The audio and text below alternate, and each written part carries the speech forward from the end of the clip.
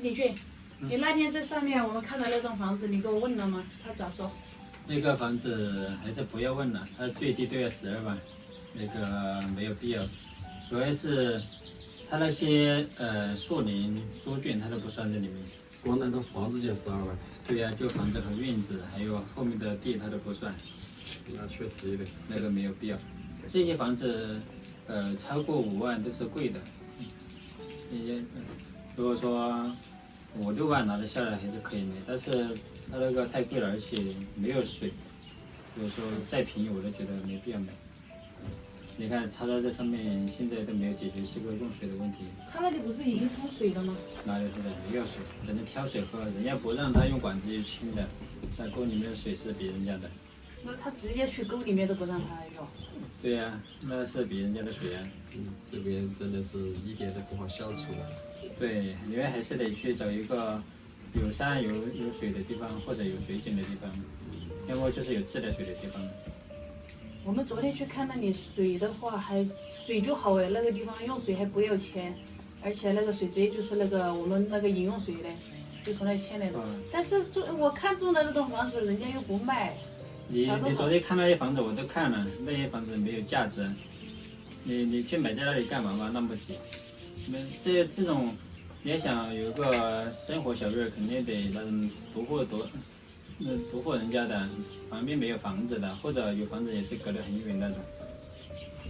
就是不好找。我那天带着就是小安的妈妈还有老妈，转了城南，转了，反正那天我们起码转了20-30公里哦，那一圈下来，没看到。离城近的房子，要想找到这种独门独户的，应该很难，还是得。要不我看一下，我不知道像我们出隧道那边，就是板桥那个地方，不知道还有没有那种房子。那边比较多。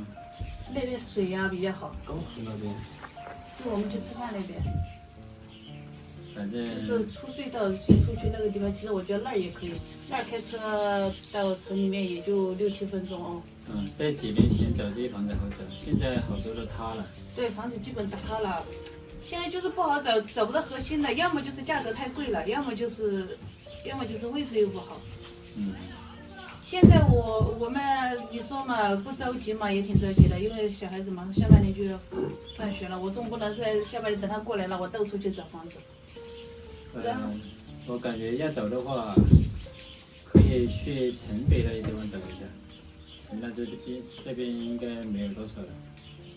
是老妈说的，城北市的挺好，但是因为离我们老家远了，我们又觉得有点偏远，就没有往那边走过，也没去看。综合那边没找过。我说没有。综合那边多，你们可以去那边看一下。那边环境也好。水和山都挺好。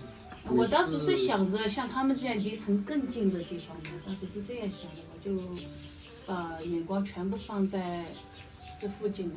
他们这边这上面基本上没有买的，没有什么房子可买。对，这上面主要就是水不好解决。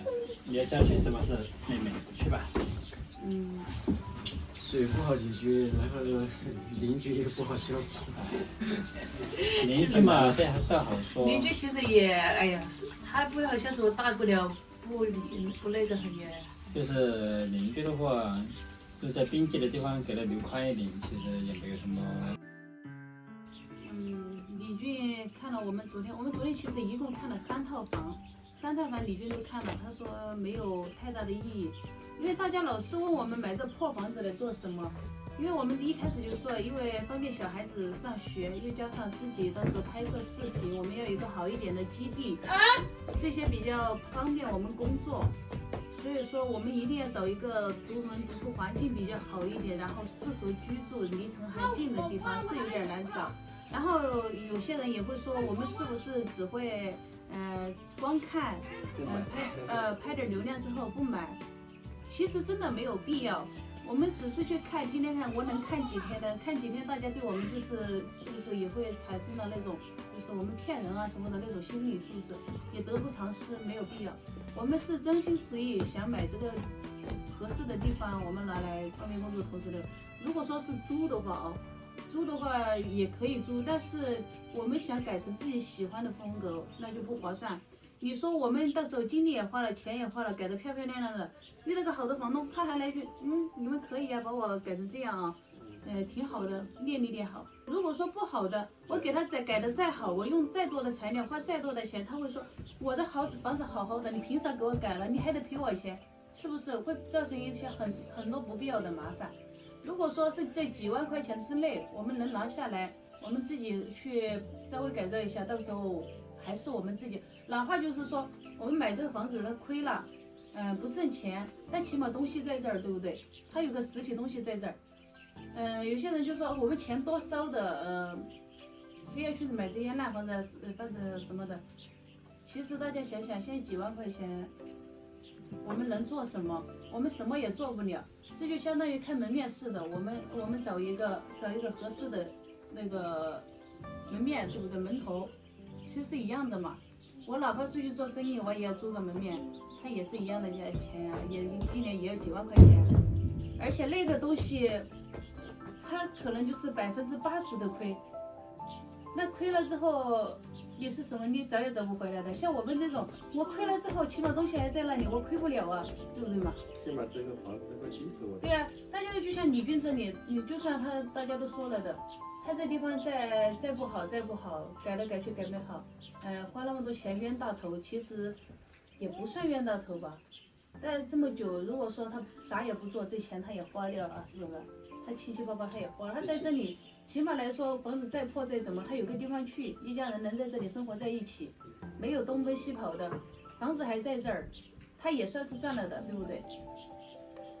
哎呀，所以说现在不好，唯一不好就是想找那种合适的地方。我们集气，我们就一直就在城南这边找，城北那边，因为离娘家有点远了，我又不想离娘家太远了。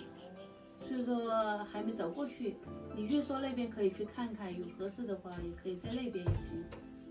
确实，大家说的在这里水资源是一个问题。然后其实我们买东西，当然不管买任何东西，在我们心里面肯定是有个预算的，而不是说，我天天只去问，又嫌价格贵了，又嫌条件差了，那怎么办呢？每个人我也想用合适的价钱买到我心仪的东西，这是我的权利，是不是？你像上面这一栋，你光房子就要12万，你再加那块地，还有旁边那个猪圈，都分开卖。他没有个16、17万他拿不下来，他可以觉得他的东西值30万，我也觉得他只值6万。至于说我们谈这个价格问了之后他不卖那是他的事儿。我不买那也是我的事儿，我觉得不合适我不买也是我的事儿。